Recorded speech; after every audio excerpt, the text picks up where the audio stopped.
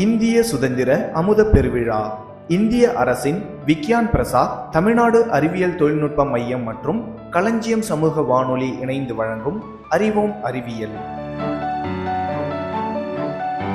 இது ஒரு அறிவியல் சார்ந்த தொடர்.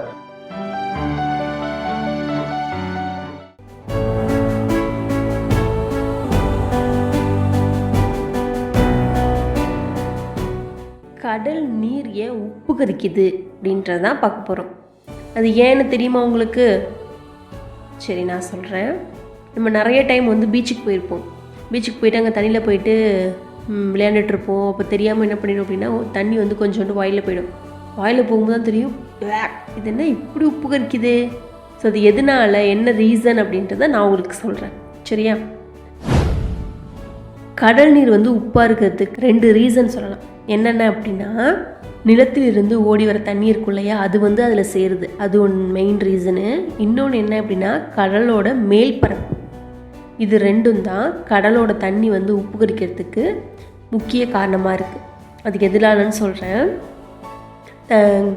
தண்ணி ஆவியாக போகுது இல்லையா, ஆவியாக போகும்போது அந்த தண்ணி என்ன பண்ணும் அப்படின்னா கார்பன் டை ஆக்சைடாக மாறிடும். கார்பன் டை ஆக்சைடாக மாறி காற்றில் போயிட்டு கலந்துடும். அந்த கலந்த நீர் என்ன பண்ணும் அப்படின்னா, திரும்ப மழையாக பொழியும் போது அமில மழையெல்லாம் பொழியுது இல்லையா, அப்படி அமில மழையெல்லாம் பொழியும் போது அது என்ன பண்ணும் அப்படின்னா, பாறைகளில் பட்டுச்சு அப்படின்னா அந்த பாறைகள்லாம் அரிக்க ஆரம்பிச்சிடும். அரிச்சதுன்னா அந்த பாறைலாம் இந்த துகள்கள்லாம் எப்படி இருக்கும் அப்படின்னா குட்டி குட்டி, அதுவுமே உப்பு கரிக்கிற மாதிரி தான் இருக்கும்.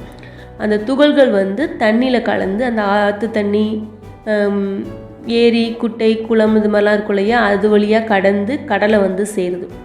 அது ஒரு மெயின் ரீசன். அப்படி சேர்கிற தண்ணி உப்பு கரிக்கிறதா சேரும். இன்னொன்று, கடலில் சேர்ந்த தண்ணி எல்லாமே என்ன பண்ணும் அப்படின்னா அங்கேயே இருக்காது. அதுவும் என்ன பண்ணும் அப்படின்னா ஆவியாகும்.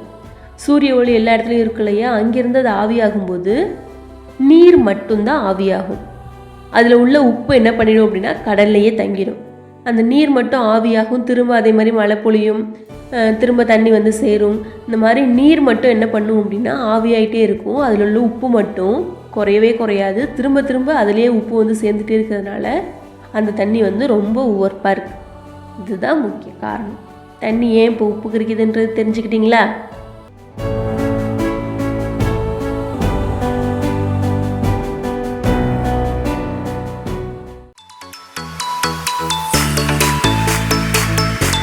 அட, இது தெரியாம போச்சே.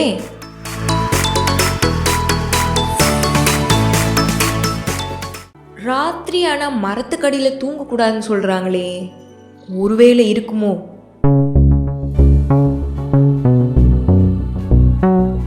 இந்த கேள்வி எல்லார் மனசுலையுமே இருக்கும். அதுக்கு உண்மையான காரணம் என்ன? அந்த காலத்துலேருந்தே இரவு நேரத்தில் மரத்துக்கடியில் தூங்கக்கூடாது அப்படின்னு சொன்னால் அதுக்கு காரணம் என்ன அப்படின்னு பெரியவங்க கிட்ட கேட்டால் மரத்தில் பேய் இருக்குது அப்படின்னு சொல்லுவாங்க. ஆனால் நம்ம முன்னோர்கள் சொன்ன இந்த கதைக்கு பின்னாலேயும் ஒரு அறிவியல் காரணம் இருக்குது. அது என்ன அப்படின்னு இப்போ நம்ம தெரிஞ்சுப்போமா? மனிதன் உயிர் வாழ்றதுக்கு ஆக்சிஜன் தேவை. நம்ம சுவாசிக்கும் போது ஆக்சிஜனை எடுத்துக்கிட்டு கார்பன் டை ஆக்சைடை வெளியிடுறோம். மனிதன் உயிர் வாழ்றதுக்கு எப்படி ஆக்சிஜன் தேவையோ அதே போல மரங்களை எடுத்துக்கிட்டோம் அப்படின்னா பகல் நேரத்தில் ஒளிச்சேர்க்கைக்காக சூரிய ஒளி, நீர், கார்பன் டை ஆக்சைடு இது எல்லாத்தையுமே எடுத்துக்கிட்டு சுத்தமான ஆக்சிஜனை வெளியிடுது.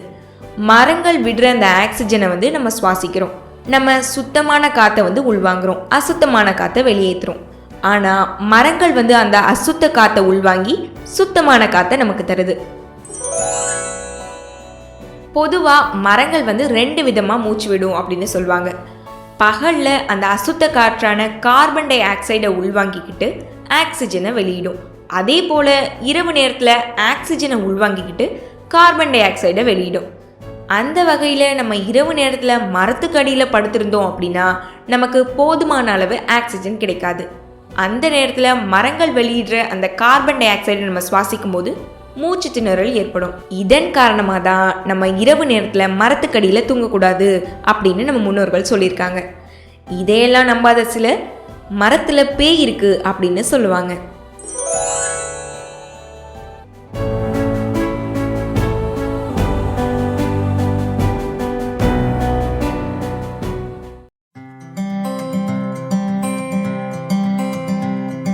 கணக்காக 4 பக்கம் மாறி மாறி சேர்ந்திருக்க புதுசாக பேர் வாங்கு ஒண்ணுக்கொண்ணு.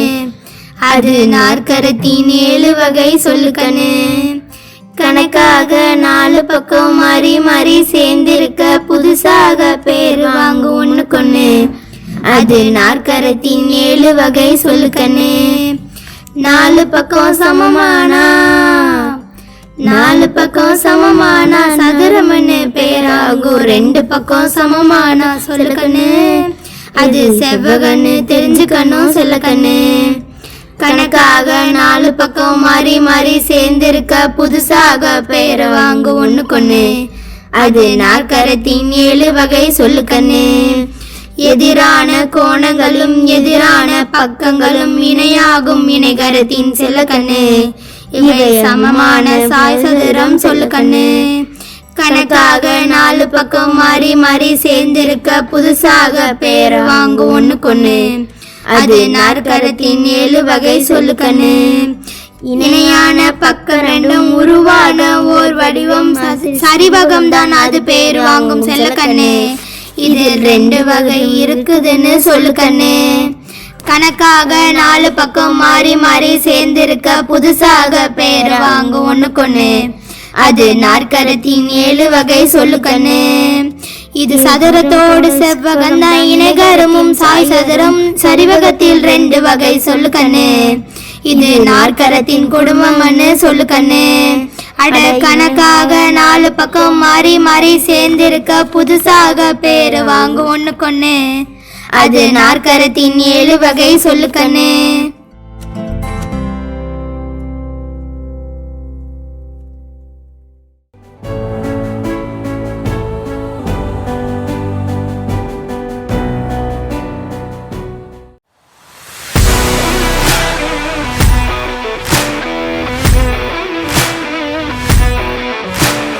கொஞ்சம் கேளுங்க பாஸ், கொஞ்சம் கேளுங்க பாஸ், கொஞ்சம் கேளுங்க பாஸ்.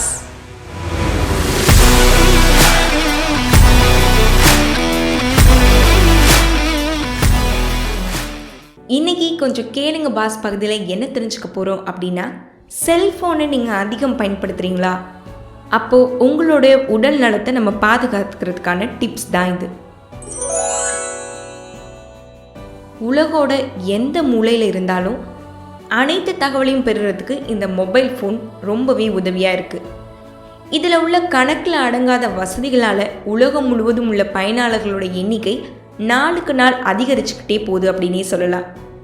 இதில் கவனிக்க வேண்டிய விஷயம் என்ன அப்படின்னா, இந்த மொபைல் ஃபோனால் எந்த அளவுக்கு நன்மை இருக்கோ அதை விட பல மடங்கு தீமையும் இருக்குது.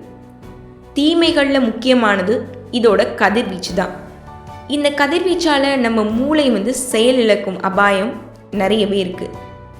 இந்த வகை கதிர்வீச்சால் மூளையில் 2 வகையான புற்றுநோய் கட்டிகள் உருவாகிறதாவும் மருத்துவர்கள் தெரிவிக்கிறாங்க. ஒரு நாளைக்கு குறைந்தது அரை மணி நேரத்துக்கு மேலே மொபைல் ஃபோனை உபயோகிக்கிறவங்களா இருந்தால் இந்த நோய் கண்டிப்பாக உருவாகிறதுக்கான சூழல் இருக்கும் அப்படின்னு சொல்கிறாங்க. சரி, செல்ஃபோனை பயன்படுத்தும் போது நம்ம கவனத்தில் வச்சுக்க வேண்டிய விஷயம் என்ன அப்படின்னு தெரிஞ்சுக்கலாம். ஏதாவது சுருக்கமான செய்தியை மற்றவங்களுக்கு தெரிவிக்க வேணும் அப்படின்னா ஃபோன் பண்ணுறதை தவிர்த்துட்டு SMS வசதியை நம்ம யூஸ் பண்ணலாம். இன்றைக்கி வாட்ஸ்அப் இருக்குது, அதை பயன்படுத்தி எளிமையாக நம்ம ஒரு குறுந்தகவலை அனுப்பிடலாம். தவிர்க்க முடியாத சூழ்நிலைனா செல்ஃபோன் நம்ம பயன்படுத்தலாம். லேண்ட்லைன்லாம் உபயோகிக்கிற வசதி இருந்தால் அந்த இடங்களில் கைபேசி உபயோகிக்கிறத நம்ம தவிர்த்துக்கலாம். ஏன்னா கைபேசியை விட லேண்ட்லைனில் பாதிப்பு குறைவு. குழந்தைங்க கிட்ட செல்ஃபோன் பேசுகிறதோ கொடுக்கறதோ வேணாம். குழந்தைங்களுக்கு எதிர்ப்பு சக்தி குறைவாக இருந்தால் குழந்தைகளை சுலபமாக இந்த கதிர்வீச்சு தாக்கும் அபாயம் இருக்குது. நம்மளோட செல்ஃபோன் சிக்னல் மிகவும் குறைவாக உள்ள இடங்களில் பேச வேணாம். கதிர்வீச்சு பாதிப்பு அதிகமாக இருக்கும். காதில் வச்சு பேசுறது, ஹெட்ஃபோனில் பேசுறது போன்றவற்றை விட கை தொலைபேசிகளில் ஸ்பீக்கர் வசதியை ஆன் பண்ணி பேசுறது சிறந்தது. ஆனால் பொது இடங்களில் மற்றவங்களுக்கு தொந்தரவு இல்லாமல் பேசுறதும் நம்ம பார்த்துக்கணும். நீங்கள் மற்றவர்களோட தொடர்பு கொள்ளும்போது அவங்க உங்கள் தொடர்பை வந்து ஆன் செஞ்சதுக்கு அப்புறமா உங்களோட ஃபோனை வந்து காதில் கொண்டுட்டு போய் பேசணும். ரிங் போகும்போதே காதில் வச்சுருக்க வேணாம். ஏன் அப்படின்னா பேசும் பொழுது ஏற்படுற கதிர்வீச்சு அளவை விட அந்த ரிங் கேட்கும் பொழுது 14 மடங்கு அதிகமான கதிர்வீச்சு வந்து வெளிப்படுது. கை தொலைபேசிகளில் பேசும் பொழுது வலது பக்க காதில் வச்சு பேசுகிறத விட இடது பக்க காதில் வச்சு பேசணும். வலது பக்கம்தான் மூளை பாதிக்க அதிக வாய்ப்புகள் இருக்குது. செல்ஃபோன்களை வைப்ரேட் மோடில் வைக்கிறத தவிர்க்கணும். செல்ஃபோன்களை சட்டையோட இடதுபுற பாக்கெட்டில் வைக்க வேணாம். இதயத்தை கதிர்வீச்சு பாதிக்கும் வாய்ப்பை வந்து இதன் மூலமாக நம்ம குறைக்கலாம்.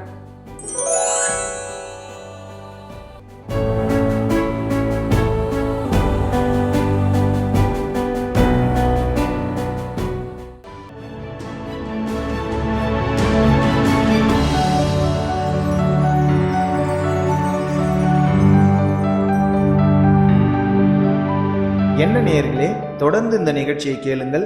நீங்கள் கேட்டுக்கொண்டிருப்பது களஞ்சியம் சமூக வானொலி பண்பலை 90.8.